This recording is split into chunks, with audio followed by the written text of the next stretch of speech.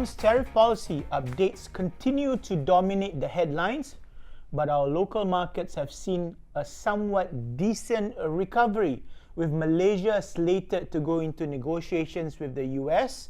The question now is, what can our country put on the table to potentially end up with a favorable deal for both sides?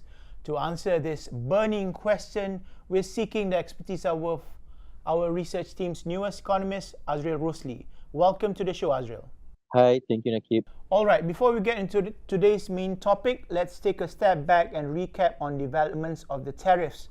Could you walk us through some of the key developments from when the first piece of news that was announced back 2 months ago? Okay, hi, Nakib. To recap, this whole debacle started when the US first announced back in early February. At that time, the US announced tariffs on major trading partners like Canada, Mexico, and China, as well as on specific products, namely steel and aluminium. Since then, Trump announced tariffs on auto and auto parts, as well as the much talk about reciprocal tariff on practically the rest of the world. However, these tariffs announcements also came with twists and turns, plus overhangs in terms of pending tariffs on other products like semiconductor, pharmaceuticals, and copper.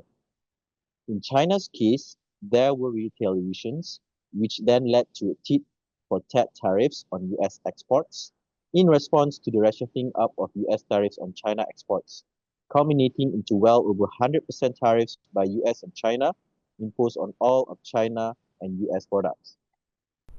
All right, thanks, Azril. Now returning to the present, let's address the current pause in tariff imposed on Malaysia and what can Malaysia look to offer in the upcoming negotiations with the US? We do not claim to have any special insights into this, but there are some clues from the recent remarks from the chair of President Trump's Council of Economic Advisors, Stephen Yuan. In essence, he said US trading partners should accept US tariffs and do not retaliate, boost defense spending, and buy more US made goods, stop unfair and harmful trading practices by opening their markets and buying more from US and invest in and install factories in US. From that angle, we summarize a few actions Malaysia could take, of which one is to zero rise or reduce tariffs on imports from the US and to address some of the issues on non-tariff barriers raised by a US trade representative. Based on our estimations, at least 1/5 of Malaysia imports from US are subjected to tariffs above the average MFN applied tariff to US of 5.6%. The second item could be to buy more US product. This can be done via corporate or industry capex and government procurements. For example, Malaysia Airlines orders of 30 Boeing planes for its fleet modernization or to purchase of US defense products. The third item would be to participate in rebuilding US manufacturing.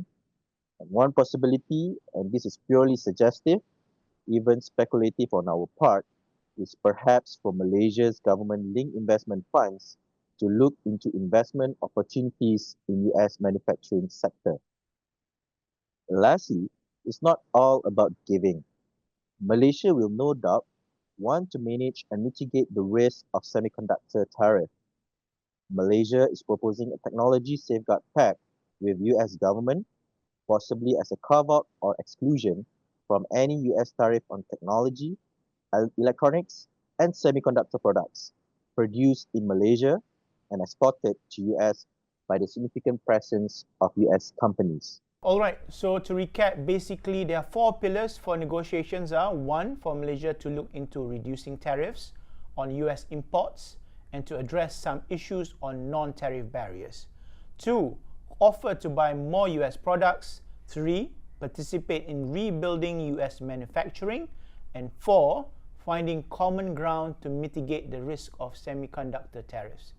So with that, Azril, what's the biggest challenge when it comes to these negotiations? That would be the drag in negotiations beyond the 90-day suspension of the reciprocal tariffs.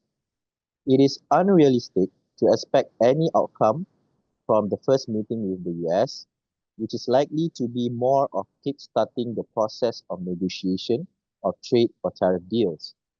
Countries, including Malaysia, are at risk of being imposed the higher reciprocal tariffs once the 90-day suspension lapses and if no deals were concluded by then and no extension is granted by US.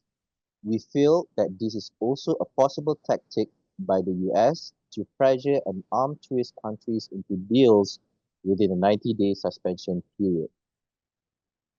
All right. So again, just for the ones or the for the benefit of our listeners, so that's a 90-day suspension. I think we've got until another couple of months before we hopefully will find out on where we are with regards to the negotiations. Thanks, Azril. I guess that wraps up today's session. So to our audience, today's discussion is just a glimpse of the detailed report Azril has prepared. If you'd like to have a detailed look at our latest Trump Tariff 2.0 report, head over to the Discover tab in your Maybank Trade MY app and it'll be available there. On the other hand, if you are new to the markets and have an interest in trading stocks, structured warrants or even futures, you can approach our sales representative at your nearest Maybank branch and they'll be more than happy to help you get started on that journey. With that, we'll catch everyone in the next episode, but until then, this is Najib signing off.